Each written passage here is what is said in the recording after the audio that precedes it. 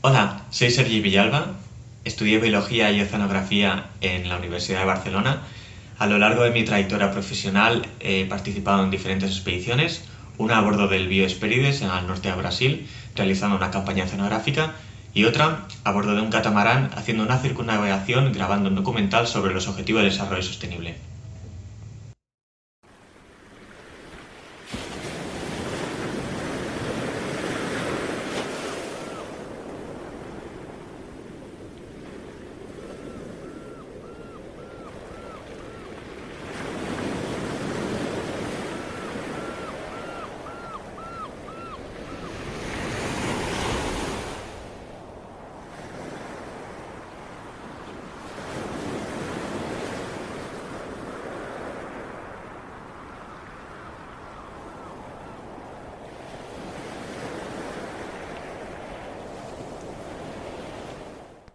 Sí que encuentro similitudes entre estas expediciones. Al final, cuando yo tuve que participar, tenía que dejarlo todo atrás, embarcarme y prepararme para dar una vuelta al mundo. Que eso forma parte de la magia de este tipo de expediciones. Encuentro similitudes porque al final el objetivo de nuestro viaje era conectar gente, era aprender muchísimo, era investigar, era documentarlo.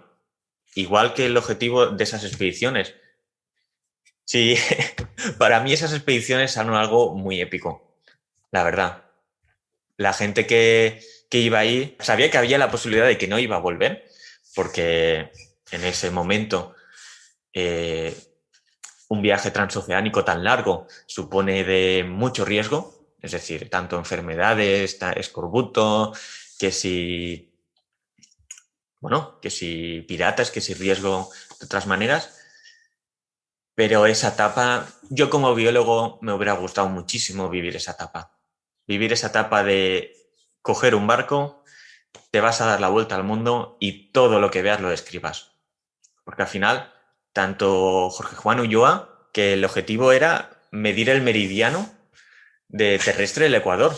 Imagínate un viaje que su objetivo es ese, acabar documentando especies, botánica, zoología, cartografía, haciendo de todo. Y ya no te digo ni Malaspina y Bustamante. Si es que todo lo que se veía era nuevo. Esa es la etapa de florecimiento del naturalista. Todo lo que veo lo voy a documentar, lo voy a recoger.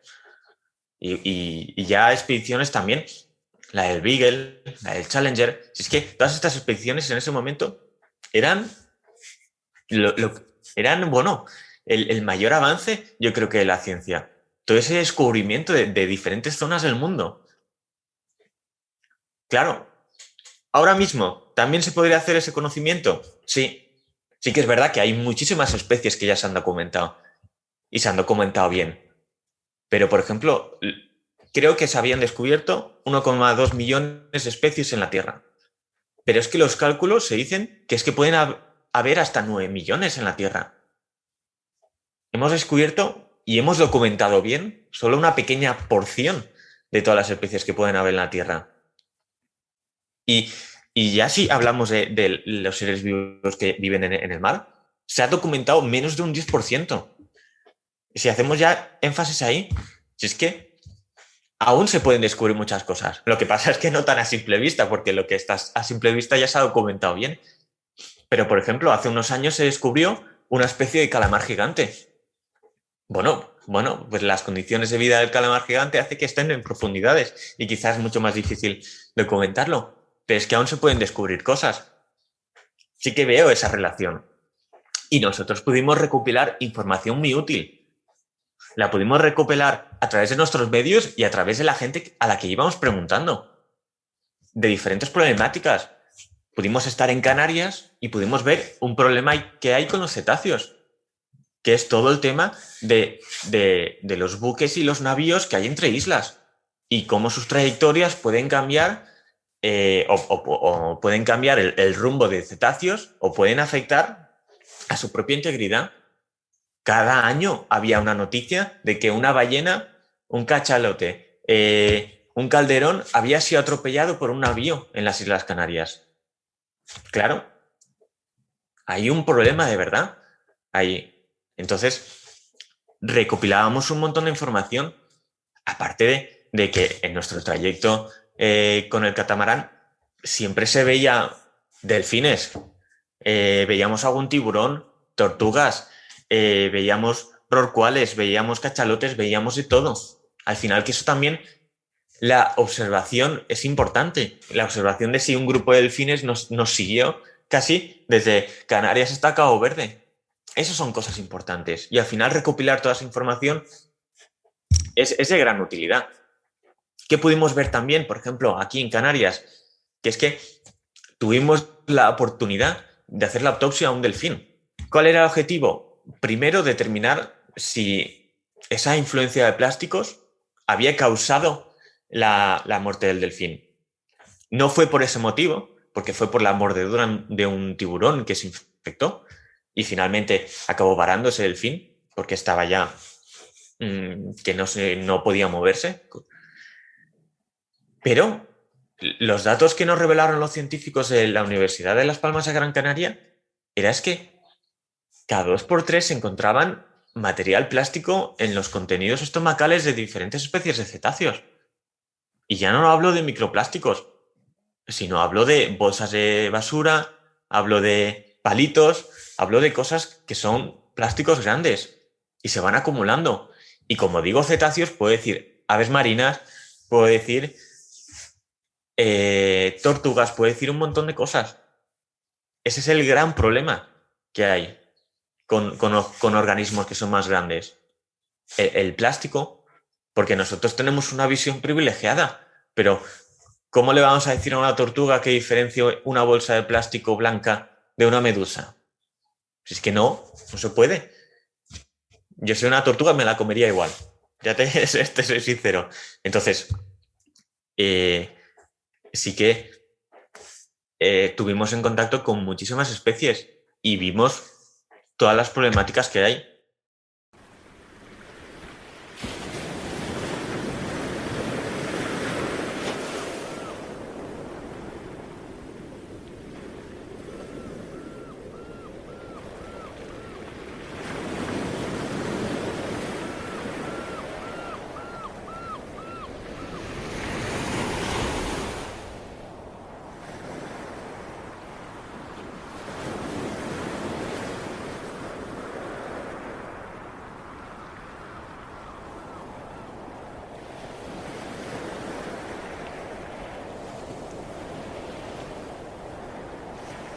Pues sí, conocía la labor científica de Hesperides y además de primera mano, porque, como he comentado antes, cuando estaba realizando mi trabajo final de grado tuve una experiencia vital y en esa fue participar en una campaña a bordo del buque oceanográfico Hesperides en el norte del Brasil. Fue una experiencia muy bonita, de la cual aprendí muchísimo, porque ya te puedes imaginar un joven de 22 años haciendo un trabajo final de grado en medio del océano Atlántico, rodeado de científicos de diferentes instituciones, del CSIC, de la Universidad de Barcelona, de la Universidad de Antioquia, de la Universidad de San Pablo. Te puedes imaginar, era como una esponja. Yo estaba absorbiendo todos los conocimientos de todos. Y esa expedición a lo largo de 3 semanas fue maravillosa. Entonces la conozco de primera mano. El Hesperides es el buque oceanográfico de la Armada que puede ir a zonas más extremas, a zonas donde ya empieza a haber hielo. ¿Por qué? Porque tiene un casco reforzado. Para la ciencia, dentro de España, este buque oceanográfico ha permitido llegar a zonas y estudiar zonas que antes no se podían. Tenemos un conocimiento del Ártico y del Antártico mucho mejor gracias a estas expediciones. Si no me equivoco, el Hesperides lleva desde el año 98 haciendo cada año una expedición así. Si no me equivoco, creo que el único año que no hizo una fue cuando hizo la circunnavegación de Malaspina, en 2010, que en vez de ir a zonas antárticas o árticas, hizo la circunnavegación. Claro, es que ese papel es súper importante. Además, añadiendo otra cosa también, que es un barco de la Armada. También te proporciona una seguridad en según qué zonas. Entonces, como se ha comentado, se hace campañas cada verano austral, que es cuando se puede acceder más fácilmente a estas zonas más extremas, pero es que se aprovecha hasta la última gota de combustible para hacer estudios, porque es, por ejemplo, 3 semanas de un estudio en la Antártida, otras 4, quizás sube y se hacen unos estudios en el Beagle, en el canal del Beagle, quizás sube y se hacen otros estudios enfrente de Malvinas, o, por ejemplo, o se va por África. Claro, la labor científica del Spirit es enorme y creo que ha cambiado la manera de hacer proyectos e investigaciones relacionadas con el conocimiento marino en España.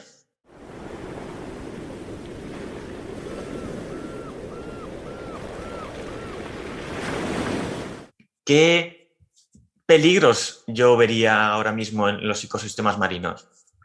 El primer tópico, cambio climático.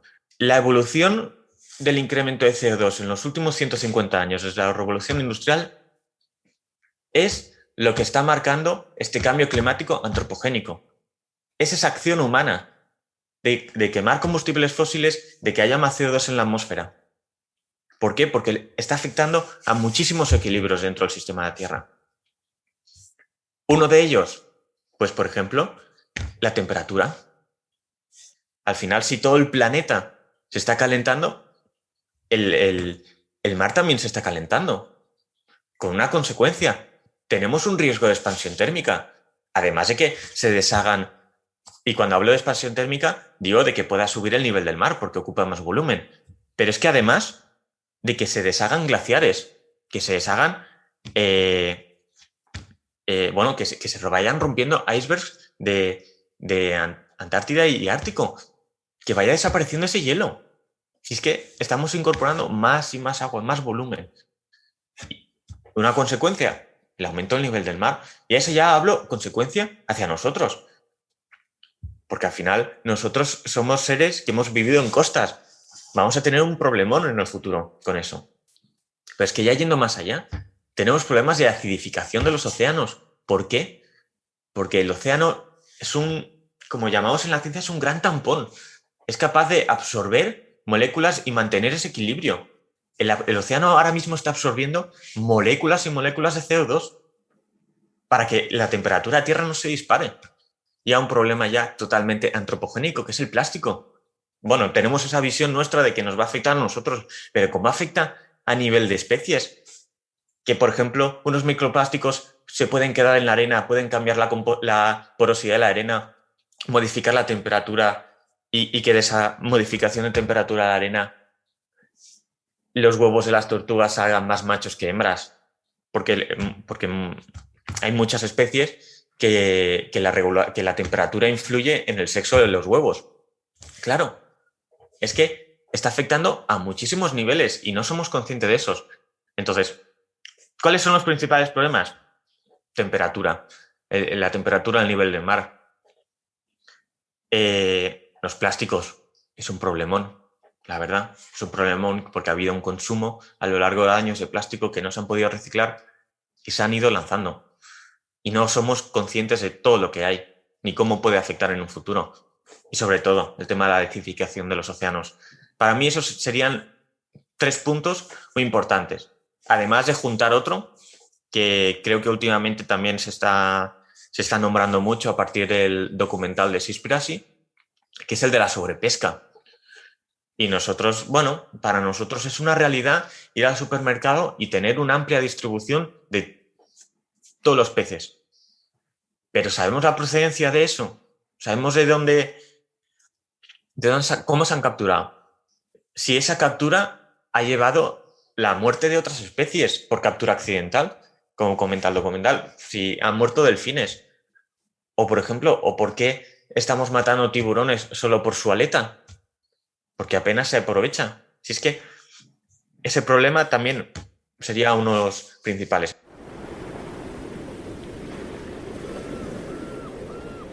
¿Qué lleva a un joven a interesarse por los problemas de sostenibilidad? Yo creo que lo primero es la educación. primero la educación de saber que hay un problema en el mundo, hay muchos problemas en el mundo y hay que trabajar sobre ellos.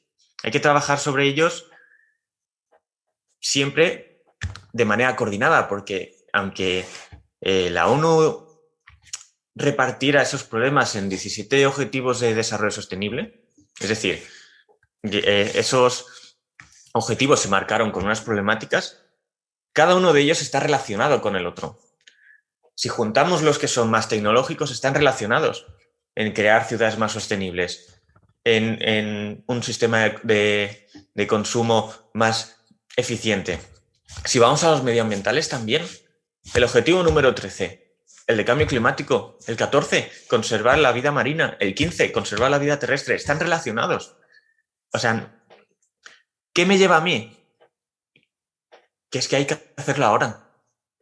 Hemos recibido una educación y ahora es el momento para aplicarla.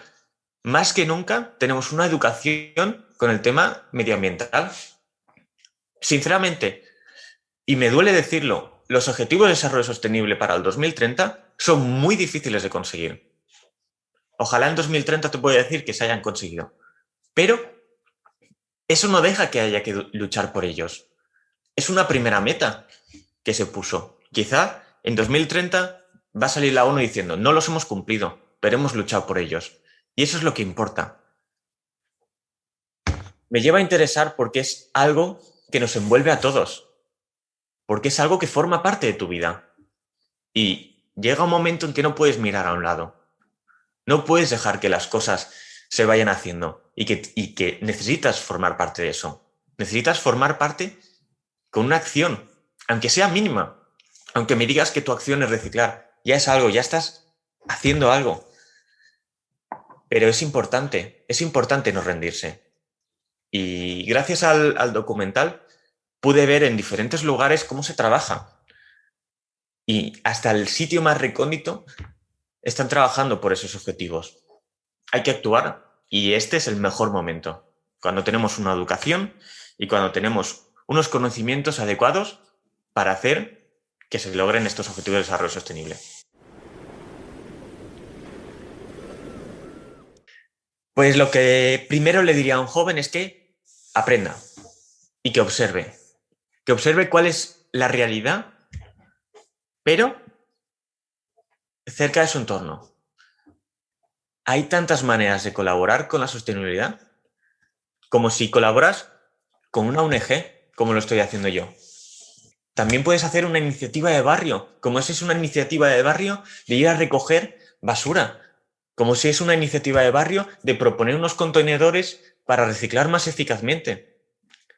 Le diría eso, le diría que le pusiera ganas y que una vez estás dentro, la verdad es que no puedes parar porque quieres mejorar el planeta, porque todas tus acciones tienen un sentido y eso, la verdad, es muy gratificante.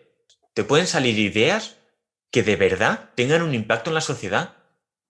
Cada 2x3 sale joven emprendedor o emprendedor ha tenido una idea para reciclar mejor, ha inventado un diseño o ha inventado una aplicación que mejora la sostenibilidad de una zona.